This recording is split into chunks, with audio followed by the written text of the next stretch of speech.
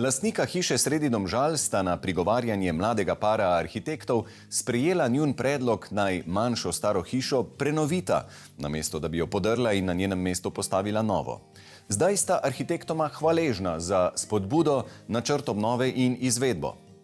Srečni in ponosni pa so lahko na koncu vsi, saj je ravno ta projekt pred kratkim prejel nagrado Zlati svinčnik za odlično izvedbo, ki jo podeljuje Zbornica za arhitekturo in prostor Slovenije.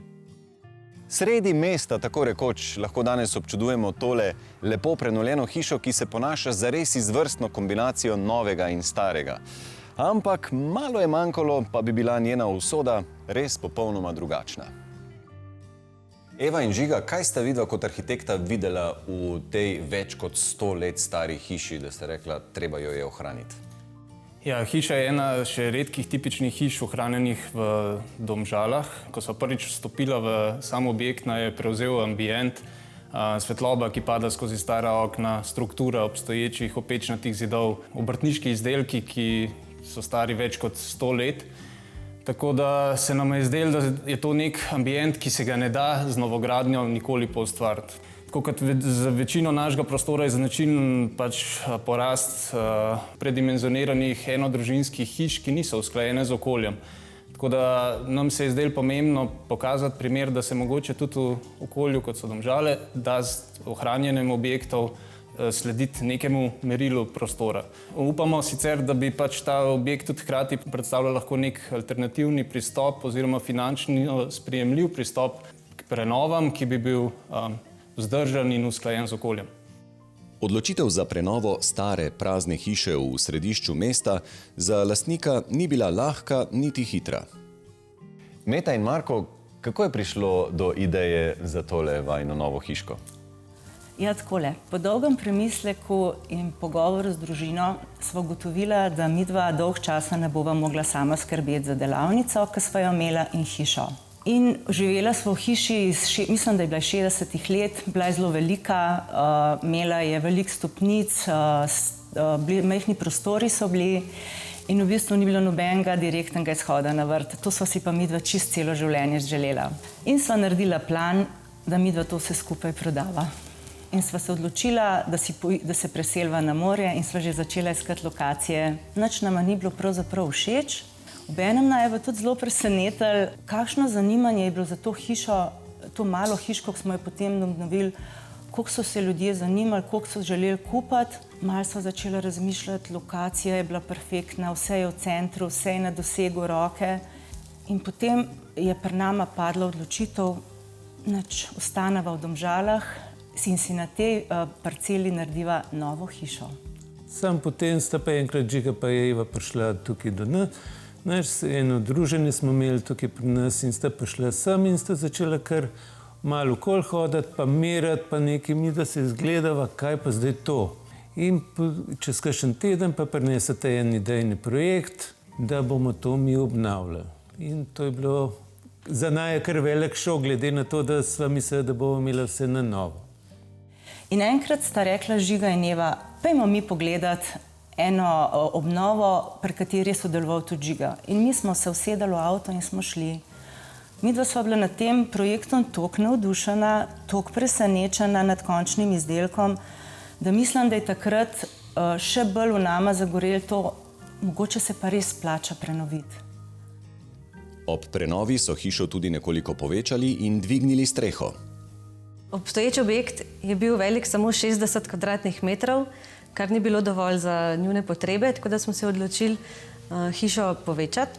Povečali smo s tem za dvovišinskim lesenim novim delom, kamor smo umestili dnevno sobo. Ker pa je bila želja tudi po spalnih prostorih v etaži, smo objekt malo morali tudi nadvišati. Zato smo galerijo zasnovali kot obešeno, s tem smo pridobili na višini. Zdaj objekt v bistvu šteje 110 kvadratnih metrov, kar je še vedno precej malo, ampak zadostuje vsem bistvenim zahtevam sodobnega bivanja. V bistvu smo notranji obod je bil izvotljen, odstranjene so bile predelne stene, potem pa smo v ta del vstavili nov servisni volumen, v katerega so umeščeni vsi funkcionalni prostori, poleg tega tudi vsi shramni deli.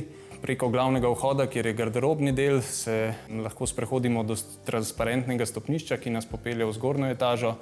V zgornji etaži imamo spalne prostore, kopalnico in del namenjen vadbi. Pod galerijsko etažo, pod ploščo, je kuhinja z jedilnico. Dnevni prostor z dvovišinskim delom in kaminom se odpira na vrt. No, sej navdušuje pa tudi zunanjost, mene še posebej letna kuhinja.